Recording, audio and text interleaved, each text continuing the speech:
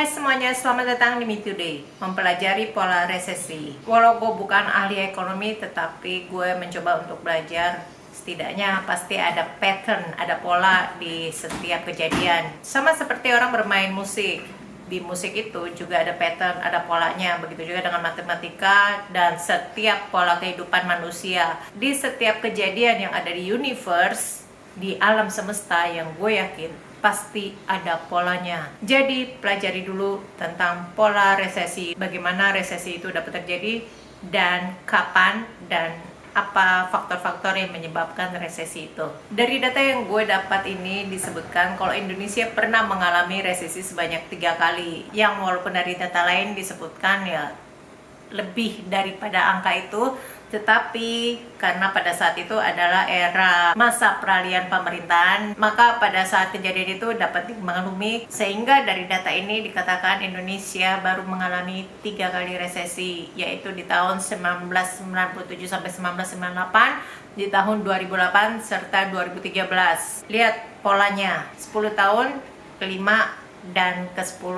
Apakah selanjutnya tahun 2028?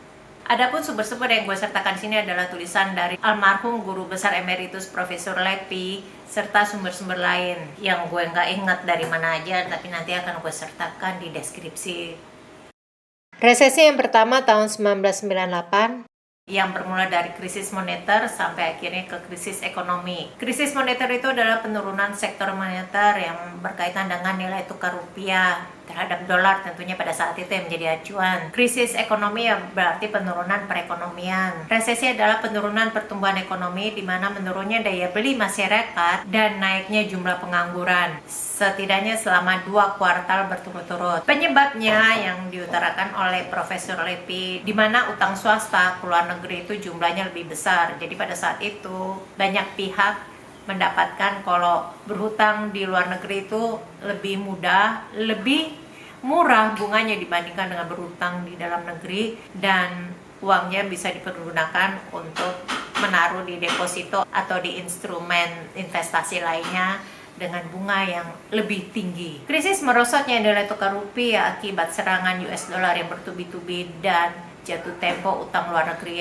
yang jumlahnya sangat-sangat luar biasa besarnya, serta akumulasi faktor-faktor lain seperti pada saat itu baru selesai pemilu dan membuat kepercayaan masyarakat hilang. Pihak yang berperan dalam kejadian ini adalah pemerintah, debitur, serta kreditur. Tidak ada hedge yang dipasang oleh para kreditur dalam memberikan pinjamannya, sehingga para debitur bisa dengan leluasa meminjam uang tanpa ada batasan-batasan tertentu, dan pemerintah tidak membuat regulasi-regulasi penting untuk menyelamatkan kasus ini. Kasus kalau misalnya tidak sanggup bayar atau kejadian-kejadian lain. Indonesia dapat lepas dari resesi ini berkat bantuan dari IMF serta dari negara-negara lain. Profesor Lepi menginterpretasikan nilai tukar nyata yang menjaga keseimbangan neraca berjalan, di mana barang-barang lokal meningkat daya saingnya. Karena kalau mengandalkan barang impor itu mahal. Industrialisasi, harga mobil yang terjangkau, impor yang otomatis berkurang. Ya setidaknya daripada makan buah dari luar negeri, buah impor, atau jalan-jalan ke luar negeri, berobat ke luar negeri, sekolah ke luar negeri, lebih baik enaknya di dalam negeri saja, sehingga dapat menambah devisa pemasukan bagi negara. Saran-saran Profesor Lepi seperti reformasi dan restrukturisasi sektor real,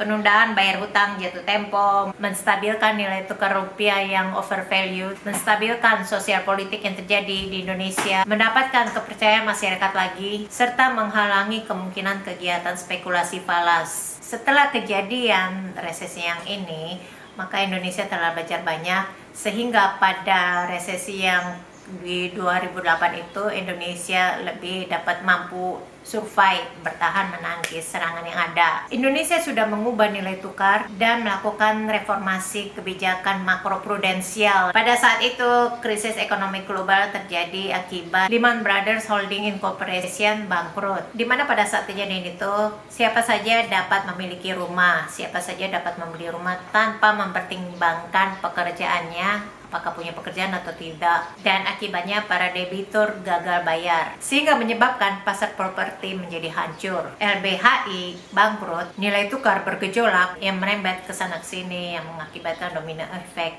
Dampaknya yang kena di Indonesia, IHSG turun sampai 4,7%. Namun dampak yang lebih besar itu tidak terasa ya. Pada saat itu tidak ada yang memberikan data perusahaan atau bank bangkrut akibat resesi yang terjadi ini. Di tahun 2013 sebagai efek dari yang tahun 2008, di mana di saat itu resesi global yang terjadi dan ada 3 negara yang terkena, yaitu Cina, Jepang, juga India. Karena Indonesia sebagai pemasok ekspor barang yang besar ke 3 negara itu, sedangkan pada saat itu ketiga negara itu sedang lemah daya belinya. Bagaimana dengan tahun 2023? Dampak lain dari resesi selain harga rumah jatuh, tingkat pengangguran yang banyak, dan nilai barang yang menjadi tinggi, yang paling mengerikan lagi adalah kelaparan.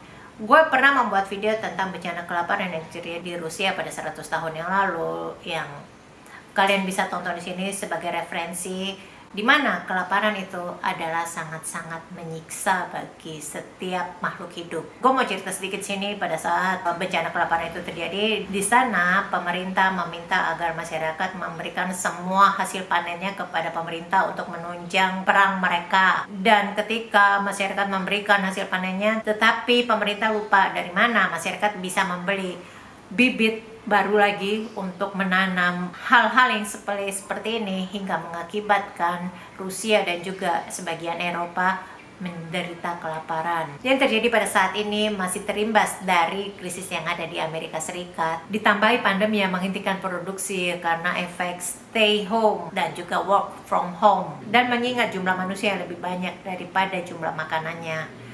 Yang ditakutkan adalah berimbas ke situ kelaparan, bencana kelaparan. Resesi akan terus terjadi. Ini sudah ada polanya. Terlebih yang terjadi di Amerika yang dapat menyebabkan efek domino. Sebagian dari pola resesi yang gue sudah pernah ceritakan juga di video gue yang terakhir, di mana pada saat resesi yang pertama terjadi di tahun 33 Masehi itu, pada saat kejadian itu dimulai, seseorang bisa dengan mudahnya meminjam dari bank, dari rumah finansial, dengan hanya menunjukkan status sosialnya seperti dia politikus atau juga bangsawan, yang setelah dilakukan pinjaman ini biasanya untuk perluasan properti. Namun ketika terjadi perlebihan serta faktor-faktor lain, seperti pada saat kejadian itu ada gempa bumi yang menyebabkan akhirnya banyak yang lalai bayar, banyak yang tidak bisa bayar, sehingga membuat nilai properti menjadi anjlok. Kalau di Amerika, ekonomi cenderung stabil pada 6-10 tahun dan akan mengalami resesi setidaknya selama 6 bulan sampai 2 tahun. Sedangkan pola resesi yang di Indonesia yang gue dapat ini, rata-rata PDB cenderung stabil di angka 4-6%. Karena jejak resesi yang terjadi di Indonesia sejak dari tahun 1945, sejak dari Indonesia merdeka, di mana resesi terjadi kurang lebih selama 2 tahun. Mengingat dari resesi pertama yang terjadi di tahun 33 Masehi itu, di mana harga properti menjadi anjlok, harusnya di sini mengundang pertanyaan, apakah memang properti itu sebagai investasi? Selanjutnya gue akan membahas tentang budgeting versi gue. Terima kasih sudah nonton, jangan lupa like dan subscribe. Stay safe and stay healthy.